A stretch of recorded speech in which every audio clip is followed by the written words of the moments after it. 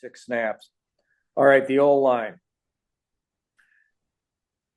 As I said, pretty tough against a good Buffalo front when it's pass, pass, pass. I mean, that's brutal. But when it was a game, they couldn't open up any holes anyway. Oliver was eating them up. I mean, in the bad run department, um, Glasgow had 1.5. His problems were in protection against both Oliver and Russo. Sewell had one bad run. Zeitler had a 1.5 bad run. They couldn't move people. I mean, I've seen Oliver in his 4 years, and I've never been all that impressed. I mean, he's not just a killer by any means. But those linebackers, Milano and Bernard, they were hitting it. They looked like they were inside Ben Johnson's call. They were hitting it, and the guards couldn't get to the second level in time. It was a mess. Now, in protection, yeah, there's a bunch of protection problems. I mean, as the game went on, Glasgow he looked tired. And he's given up knockdowns, 1, 2, 3, 4. He had like 6 pressures. Ragnow had 2 holding penalties, one against Epinezzo. One, it wasn't, when a quarterback scrambles, the blocker doesn't know he's scrambling. He's just holding on, and then he doesn't know there's a scramble, and then he gets a holding penalty. I don't even really count those. And he got put on his back by Oliver on that sack. Wow, that was brutal. 2.5 seconds. That was nasty. I thought Decker played pretty darn well. I think he was their best lineman in this game. Not good enough. Can't run the ball. That's why they had to throw. Against the Buffalo defense, I don't know. I don't think they're great against the run by any means. No. And they couldn't do anything.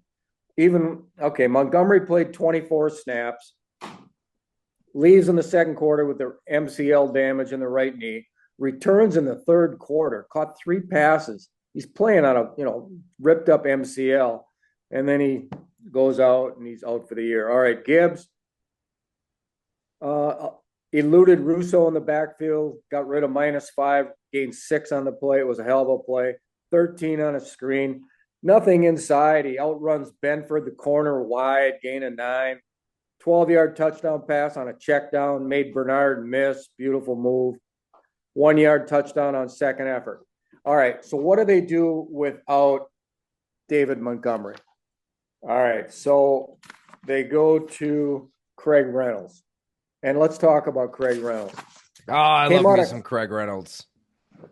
You know him? Or what'd you say, Tyler?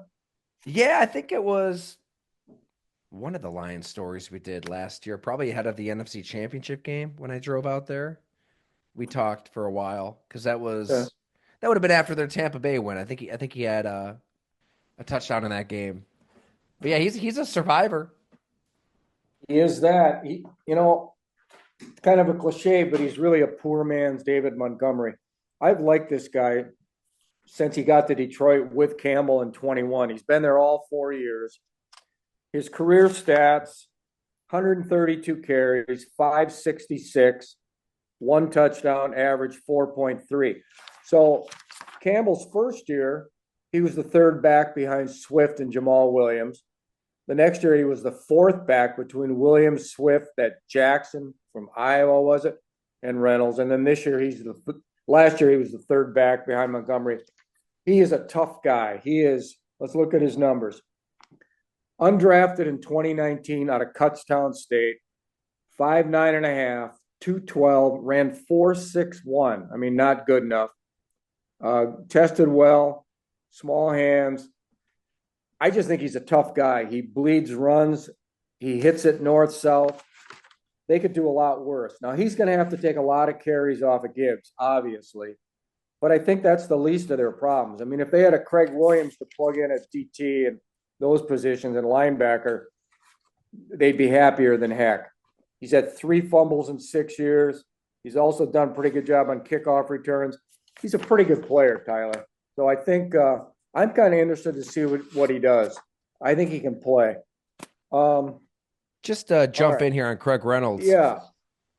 So that would have been, ahead of the 49ers game.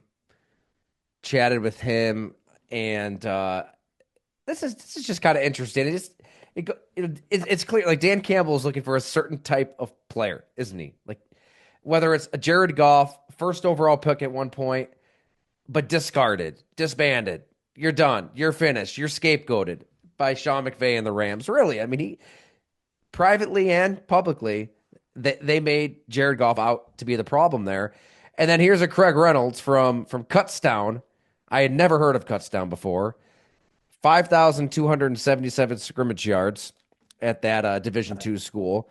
Wow. Goes undrafted 2019. Couldn't be any more different than Jared Goff, but they're so similar in just being dismissed and forgotten. And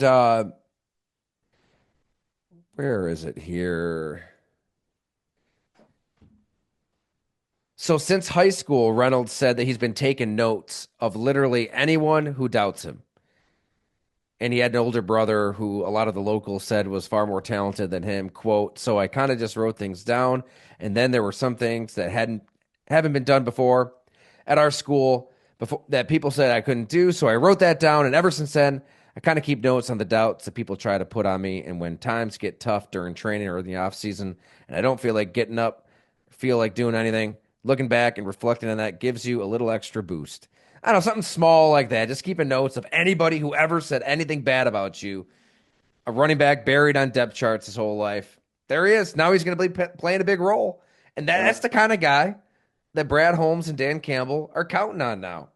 A running back from Kutztown. Yeah. Yeah.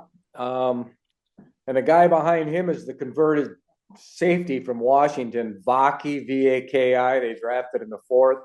He's playing running back. He was a defensive back for the Huskies. So he hasn't played really from scrimmage at all. All right, let's look at Goff.